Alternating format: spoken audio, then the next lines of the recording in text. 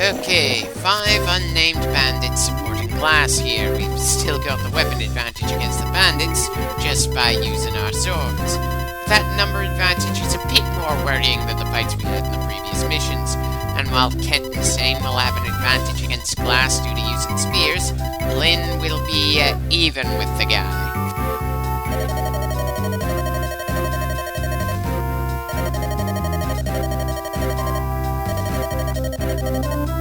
3 missions in, and we're still getting hand-holding moments up the ass to the point we can't really make any real decisions for a good while here. Please tell me this isn't going to be a thing for the entire mission, that I'm going to actually be able to command our troops for the battle itself. Sure, talking to people in the houses is kind of an interesting mechanic for this game, but come on. Tell me that the tactician is going to have the ability to choose how to fight in this.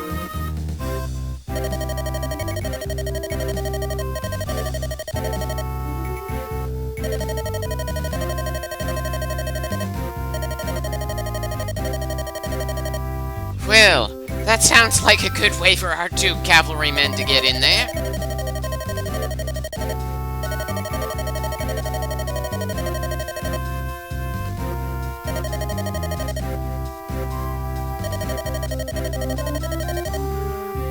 Oh, I appreciate that you're rooting for us, ma'am. I wish I could feel some faith in myself at the moment, but it's easier to feel faith in myself when I'm allowed to actually move instead of being told step by step what to do. Again, this is a tactics-focused game. Making our own decisions on the battlefield is a major part of the fun, and we're not being allowed to have that kind of fun all that much in the opening of the game, which makes for a bit of an awkward first impression for the franchise. This is the absolute first Fire Emblem release outside of Japan. I know a massive chunk of the audience for this game have no experience with this franchise's unique factors when it was first released. But come on, there had to be better ways to handle the tutorial for this style of game, and there should have been a way to choose not to deal with the tutorial in a clean first run, instead of having to beat the entire game once, then choosing our difficulty for Lynn's campaign in order to have more control in the opening missions. It is just such a bad first impression, especially since the tutorial is mentioning flying units before we even know they exist as a playable unit type. It's sending information at us in a way that's not particularly engaging. Granted, the gameplay elements themselves are interesting to me. The characters in this so far, pretty basic story, are charming enough to make me want to see how this goes. But I do not feel like enough of an active player in this game just yet. Hopefully, once the tutorial is done with this mission, we are going to get a bit more of that kind of freedom. Oh, and before I forget, Kent, it's not much of a command. We're not allowed to make any other decision in this mission just yet. Hopefully, when we're done with the house tutorial, we'll be allowed to move wherever we want as we clear the bandits out of the shrine.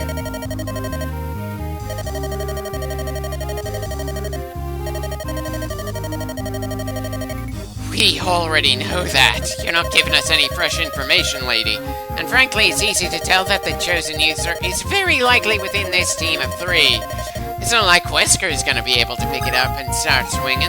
That would involve our player avatar actually having some impact on the world around us, and we apparently can't have any of that just yet in any fashion.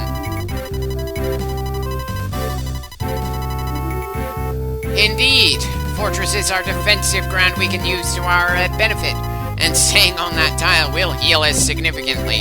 But can I at least pick which of the 2 fortresses there we can use?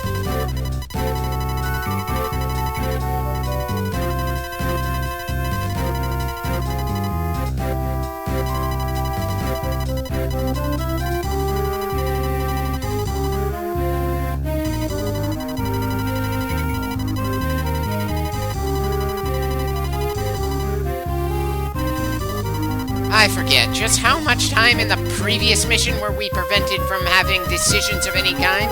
I was kinda hoping after the freedom we saw at the tail end of the second mission, that we'd be more allowed to do our own thing in Mission 3.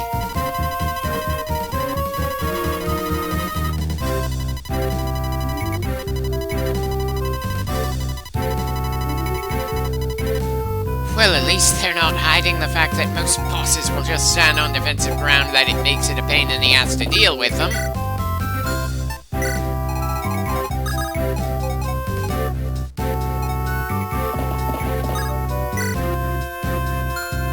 Okay, looks like we really are being given full control at this point in the battle.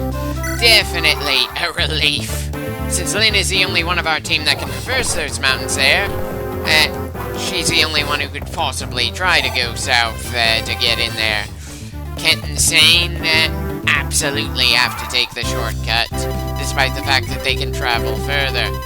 We'll see if they manage to clear the inside of the shrine before Lynn gets there, or if they manage to get in so fast that Lynn doesn't even have to go across the mountains. Yes, Lynn getting to that specific spot on the map is the only way we're going to advance. It's possible to slaughter absolutely all your enemies in a mission like this and keep the turns going a little longer if you want to, for the sake of buying more supplies or letting your healer and some support units gain a bit more experience. Great, I complain about the game mentioning wyverns and pegasi too early, and here I am talking about support units early. And I'm pretty sure I mentioned fortresses in the previous mission when they were telling us about forests as well.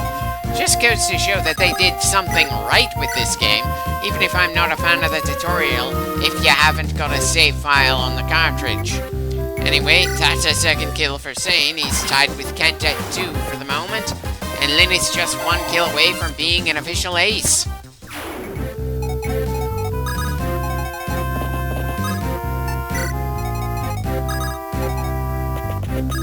Oh, I'm not letting those bandits use that forest if I can help it. Only 26% chance of getting that hit, and he still landed it. Even when you're doing the right thing, you can get worn down a bit around here. Sane, get to work on that wall. You've got the most muscle. Lynn, Kent, keep them covered.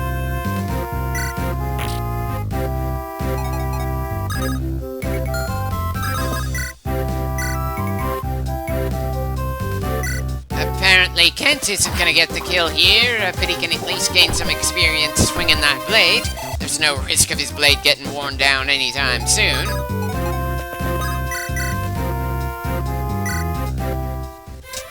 Why do I somehow doubt that Lynn would have been allowed to double hit the wall?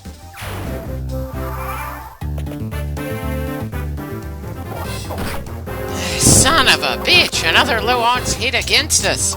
Still, we've got another man nearly dead here, and Lynn is officially an ace. We've got things well in hand now that we're actually allowed to make decisions around here. I'm sure we'll have some more tutorial bullshit where we won't be allowed to do what we want at the start of the next one, as well as this one. I'm just gonna have to enjoy the freedom as it comes. By the way, in terms of my battle plan, I changed my mind a bit. We're sending Lynn in through the broken wall instead of having her work her way through the mountains. And I'm purposely taking my time breaking that wall. Give myself a bit better timing when we breach. Kent and Sane should be able to kick some good ass over there. And I'm gonna have Lynn fall back to a fortress to heal for a little bit before sending her up against glass. Assuming, of course, that our cavalry doesn't secure the kill before our sportswoman can show she's got more skill than this poorly named bastard with an overinflated opinion of himself. Possibly should have let Kent move 1 square further forward there, though. Especially since he's probably not going to finish this guy fast enough for Lynn to just pass by, and you can't send units past an enemy blocking your way unless you've got a flyer. You can go around them, you can fight them and kill them to clear the way, but you can't just bypass them. And you can just bypass your own units, though. Did the tutorial messages in this or the previous mention that? I've got to admit, it's hard to keep track of what the tutorials are saying when I already know more information than they're giving at this point, and I don't like the way they're conveying that information for any potentially new players. And that makes 4 kills for Kent.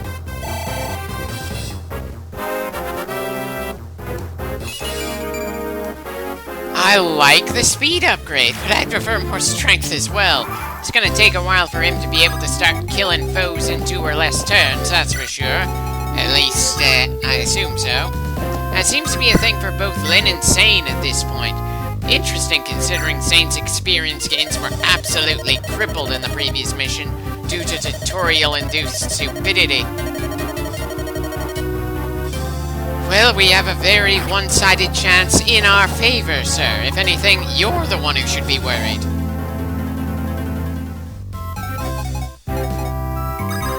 Ah, son of a bitch. Lynn is just one square too short to get to secure the kill here. Not that it matters all that much either way, just so long as the job is done, but... so close.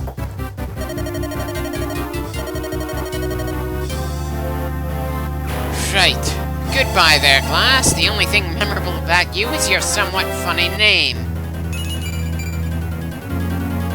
Okay, if Sane's gonna be getting both speed and strength, I'm pretty sure he's gonna leave Kent in the dust later on.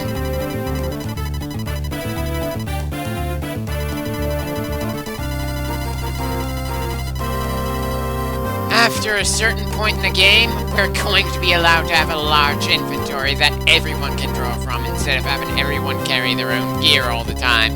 Unfortunately, we don't have that ability in Lynn's campaign, regardless of difficulty level, if I remember correctly. So we're not going to be able to stockpile a bunch of weapons for use when our current stuff starts breaking down from overuse. Though again, I'm probably talking about things way too early, all things considered, since we haven't seen a single story yet, and none of our weapons are at any risk of wearing down to the point of breaking. If nothing else, that somehow feels more interesting to me than the game essentially telling me we should look at absolutely every enemy just for the sake of checking if they're gonna drop an item when they get killed.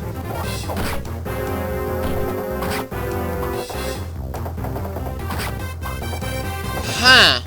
Really wasn't expecting Kent to be able to double hit someone after just 1 point gain in speed. And I suppose this is showing that in some cases speed is better than strength sometimes.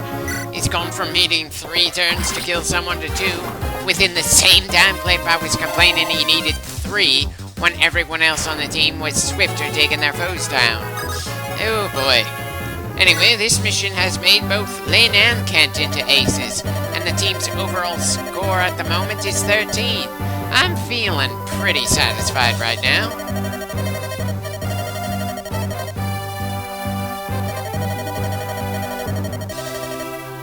I don't suppose there was anyone else in the shrine that was your helper or guard that might need medical attention or a funeral, is there?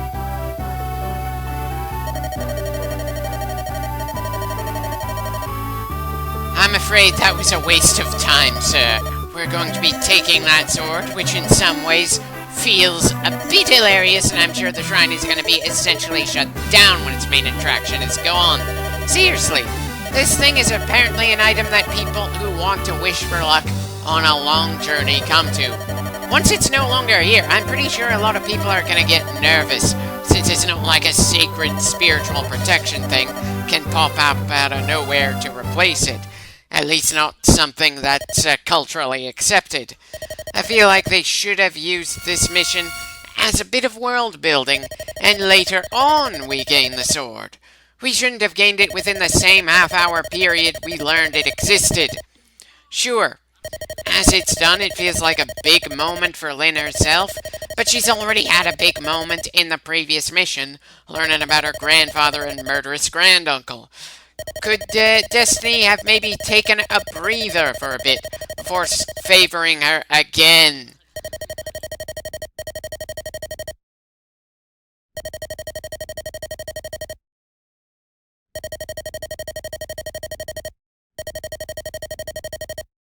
Sir, she's understandably feeling awkward about taking this sacred item after fighting to prevent the damn thing from being stolen in the first place.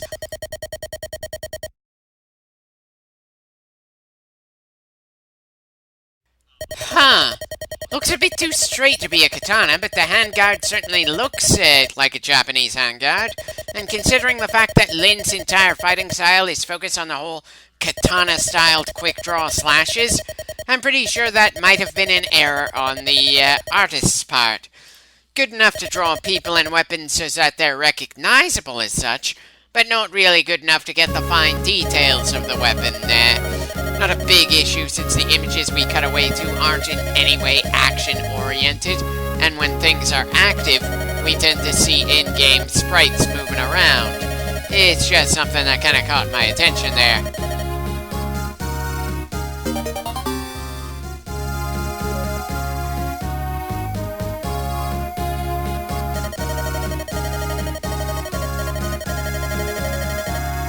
I'm sure it has equals or things that surpass it, if only because we have a lot of missions to go and we gained it pretty early on.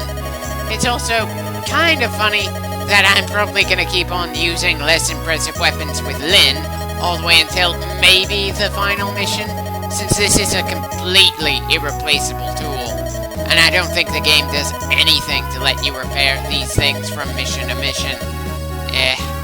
I know that weapon durability is a big part of the Fire Emblem franchise, but in at least this instance, it feels like something that fucks with the story a bit.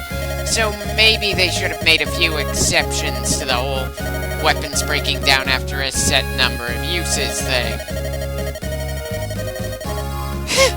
Girl, you learned not too long ago about your grandfather and the inheritance dispute. And a sacred sword decided to call you special not long after. I know it may be uncomfortable for you to wrap your mind around, but it certainly feels like Destiny picked you out for some relatively big things.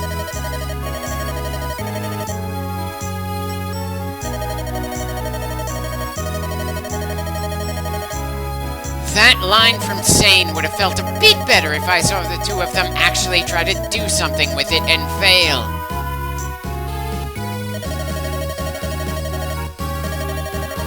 I'm not sure reasonable is the right word to use when you've had as much absurd stuff happen to you in such a short period of time.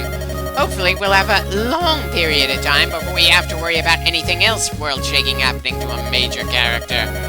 Seriously, the back-to-back world-shaking stuff for Lynn this early on actually kind of feels like it's harming the world-building of the game. Anyway, meanwhile at our ultimate destination at the moment, the villain is being blatantly evil, so we can start looking forward to kicking his ass.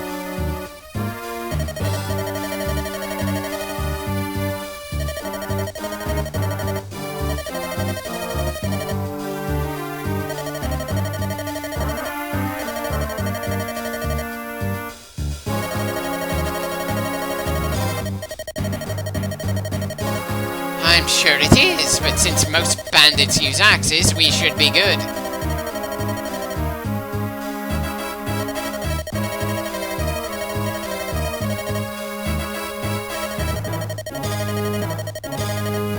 Wow! Just how did this guy manage to earn the loyalty of this soldier and possibly many others? If he's this open saying he's trying to kill his brother, who's the damn rightful ruler of the realm?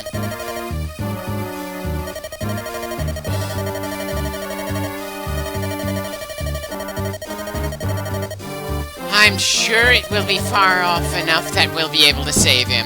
By the way, if this guy was really this ambitious, why did he wait so long to try to kill his brother anyway?